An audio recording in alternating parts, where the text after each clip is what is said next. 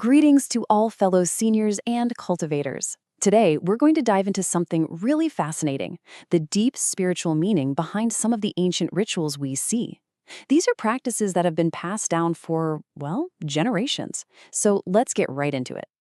So, I think this is a question a lot of us have probably asked ourselves at some point. When you see someone offering incense or bowing deeply, what's really going on? Are they just, going through the motions? Or is there something more? Could these simple actions actually be a path to some kind of profound truth? It's a great question. Well, to really get to the bottom of that, we have to go way back to the very beginning, to the ancient roots of these rituals, which, believe it or not, come from what's often called a golden age. So, let's take a journey back in time, shall we? We're heading to this incredible era in Chinese history, a time that really defined what respect and reverence are all about. This was a time when ceremonies weren't just events, they were the very fabric that connected humanity, heaven, and earth. And this is so important to understand. The Chinese ritual system really got its start with the rites of the Zhou Dynasty. And these weren't just stuffy, empty formalities. Not at all. Think of them almost like a spiritual technology. The Duke of Zhou established these rites with a very clear purpose: to bring about great peace. It was believed that by performing these rituals, the entire kingdom could be brought into harmony with heaven.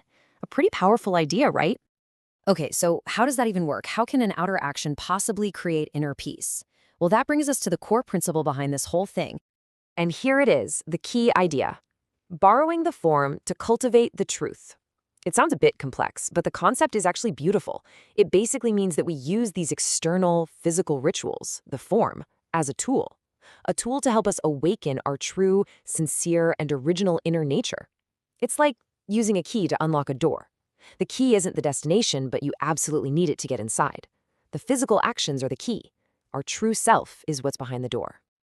This comparison really lays it all out, doesn't it? On one side, you have the form. That's the tool. We're talking about the outer rituals, the physical actions. Think of it as the how.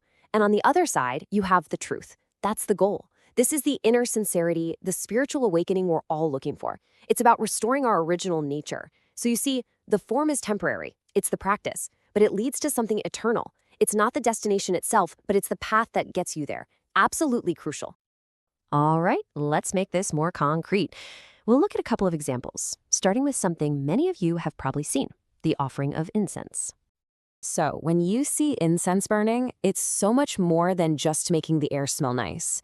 It's seen as a signal of faith. It's like sending up a flare to the divine, opening a channel between the human world and the spiritual world. It's a way to show your sincerity, to ask for protection and guidance. And get this, even the little details matter. It's often done with the left hand, which traditionally symbolizes goodness. Every part of the ritual is packed with meaning. Okay, next up is another powerful ritual, the Kowtow. Now, the Kowtow is pretty much the highest form of respectful etiquette you can find. It's a physical, outward expression of a really deep inner worship. But here's the thing. It's not about submission. It's about reverence. It's about showing deep, sincere respect for the divine spirits and acknowledging a path that is greater than just our individual selves. And this is where it gets really, really cool. The meaning is literally baked into the language itself. Take a look at the ancient character for destiny, or Ming. It's actually made up of two parts: the character for a person and the character for kowtowing. How amazing is that? A person kowtowing is destiny.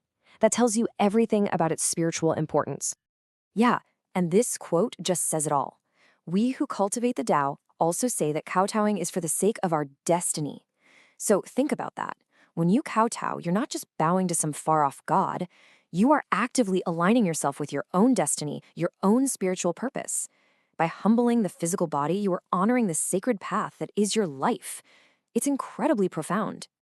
So, let's pull all these threads together. How do we take these ancient ideas and turn them into a real living practice? It really boils down to a simple 3-step process.